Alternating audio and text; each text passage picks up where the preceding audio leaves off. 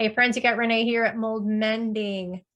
So I was hoping today would be my first day out of my self-quarantine, but instead I woke up just feeling a little bit tired. I call it a dip day with my mold illness. There's just some days you can't predict when you wake up how you're going to be feeling, when you have a chronic illness. And typically I'm doing much better on upswing. However, just today decided to be a tired day.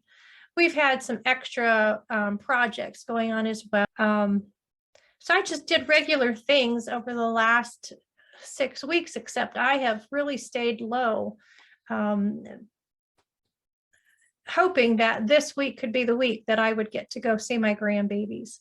Hoping even today, because we had sunshine outside. I'm like, oh Lord, let me have good energy if I could. In fact, I was so excited about the weather today and the potential of, might be able to get to see them, but I woke up just tired. So I needed to stay around home. Didn't even have the energy to go driving to them. So we even considered, well, what if they come here? But because we have this renovation going on, the house is disheveled and I don't have the energy to pick up all of the equipment and such so that babies can crawl around. And so it didn't happen today. It is what it is, but I had just hoped today would be my day to get to go see my family again, but it wasn't. So why am I in this position anyway right now? Well, because of mold illness, first of all, and because I took a trip back during Thanksgiving. I had planned a trip in December for my husband's brother's wedding, and his mother died a couple of weeks right before that. So I thought I probably could pull off doing both trips. I had not flown for 5 years now this month, and thought I could pull off at least one trip. But because the funeral was happening as well, I felt I needed to be there. So I did both trips. I was able to get through it. But at the end of the second one, and they were 9 days apart, second trip was much harder. When I arrived the next day, I had to stay in bed until 1.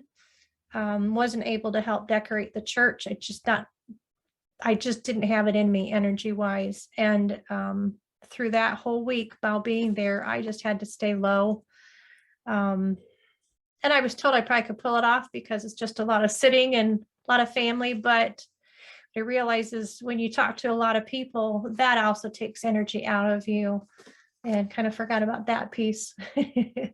But anyway, the second to last day of the day before we flew out, the day after the wedding, I was misfiring. And what I mean by that is somebody had come to the hall, knocked on the door. I answered the door and she started talking, and it's my brain just zoned out. I didn't hear what she said.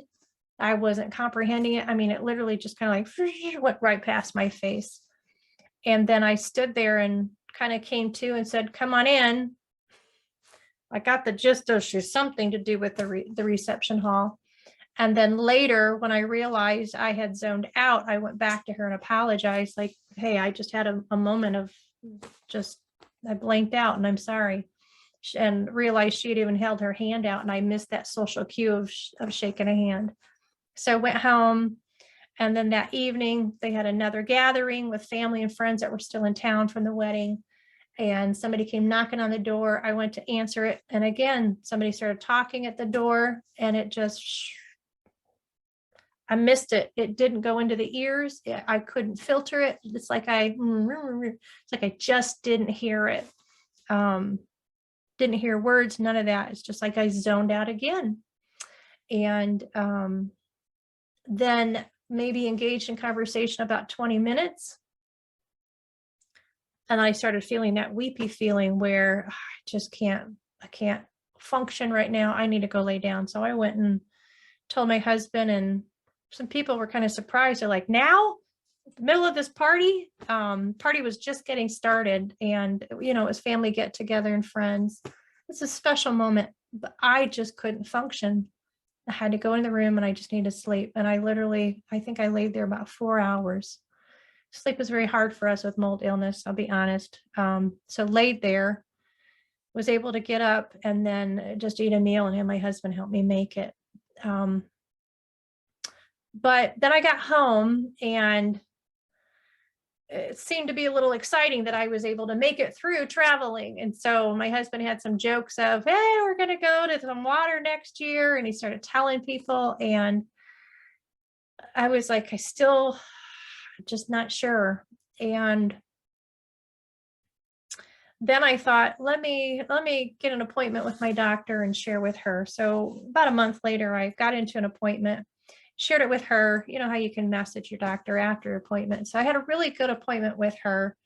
And forgot to mention this zoning out part. So afterwards, I messaged her and said, hey, I forgot to share this part of my journey with you over the last couple months. And this is what she replied. I said, I looked as well as I could for mold and I couldn't sense any mold anywhere. And I said, when I zoned out, the last time I felt that lethargic and that depleted and that zoned out was when I was bedridden, when I first was diagnosed with this mold illness. We moved and then my body crashed. And when I say crashed, meant I was just in bed all the time. I just couldn't function cognitively and just this exhaustion over my body. Today, my legs have this little bit of really tiredness. They just kind of feel noodly like, mush like. So it just kind of reminds me of those moments. And then it also spurred me that I needed to share this story with you guys. So the response that my doctor got was, it's very possible that these zoned out sensations are from mold, but I think it is due more to exhaustion. Your mitochondria, the battery of the cell, in your case is weak. It's like a gas tank and your tank is half full. So when you do these activities, you use up a lot of gas and now the tank is on a fourth to empty. And that is what causes those symptoms. She made some suggestions on what supplements to take to help support my mitochondria. And then the other thing she had mentioned was, I had mentioned that I think within a week, I was also going to be going to a wedding. My mother was getting married after my doctor appointment with her. And I was just sharing with her just some current concerns just about my energy level, that it not being back up yet. And at that time she had said, and I also mentioned I had some family members that had just gotten over COVID and then some other family members that are sick and then my mom having a wedding and then just her opinion of that. And it was suggested that, well, keeping my priorities straight, which is my health, as well as a priority is being able to be the closest family members, my children, my grandchildren, my immediate family, to have the ability to see them. I need to avoid larger groups where it can spread, where illnesses can spread. I almost said mold, but where illness can spread easily. So from that point, that conversation with my doctor, I decided I'm going to put myself into a quarantine so that I can get better. I can raise my mitochondria to be stronger. She also suggested some vitamins as well to build up my immune system, because it basically means my immune system is depleted also. So I've been doing some supplements as she suggested for the mitochondria, taking some vitamins to build up the immune system, avoiding groups. So I have not been doing my women's Bible study that I've attended once or twice a month. Did not go to my mother's wedding. Even after going to the funeral and my brother-in-law's wedding, I chose not to do Christmas events with family members where there were big gatherings. I've mentioned that in other messages, but I just knew I needed to avoid large groups because I needed to get rebuilt. My tank needed to be rebuilt. And I also know that at some gatherings, some folks think that, well, just because I have a sore throat or have a sniffle, I'm still good to go. But unfortunately, there's those of us with this depleted immune, we can be very susceptible to that. So with that also, I've had to avoid being with my grandbabies. my sons and their wives, my daughter-in-laws. So I'm going on 7 weeks now of having to deal with that quarantine because different people have been sick in both of their homes, which stinks. And so when one person got better, the next week another person got sick.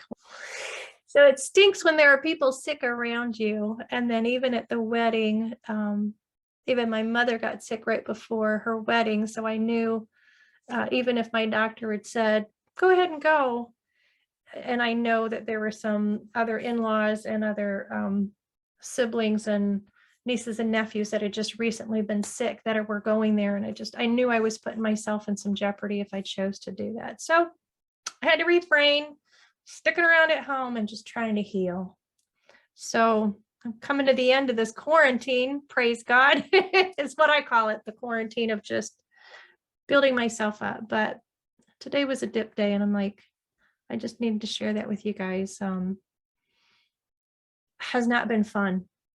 And I'm sure many of you resonate with this because of, any kind of chronic issue that you're dealing with, or with the COVID, they're saying that if you're of a certain age or you have a certain condition, you need to stay away from folks. And that has never been a concern of mine.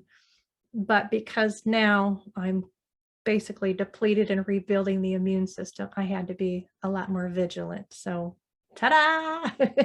Go up. Almost completed 7 weeks now, but I am so ready to see my grandbabies. I'm so ready to touch their little faces and give them hugs, and just ready to be available again for others. But it's also been a good time of rest. Getting things done like messages here for mold mending, but just thought it'd be good to share with you guys just a raw moment, where I'm at, where I've been. God has been good as well with speaking to me of when I should and shouldn't do things. I'm learning boundaries. I've also been letting people know that before I meet with them in person, that please, if they've been sick or have any signs or symptoms of an illness coming on, that we would need to reschedule. And thankfully, there's a meeting I was supposed to have yesterday with someone, and they woke up not feeling well. And what I had done is, excuse me, when I had scheduled my time with them, I had just finally laid out that boundary of, hey, I'm rebuilding my immune system. And if you have any symptoms or have been sick within the last 2 weeks or, leading up to today, please let me know. We'll find an alternative way. And they woke up feeling that way, messaged me, and gave me an alternative idea, which previously I had made that suggestion as well, as we could do a Zoom meeting instead of meeting in person. So I'm learning when not to overexert myself because I want to get a project done. I'm learning that things can wait until the next day. I'm learning that my health is more important. We're getting back onto that. So anyway, just know I'm rooting for you guys. And there's gonna be days where we have those dips, and we know we're supposed to, and just leave the rest.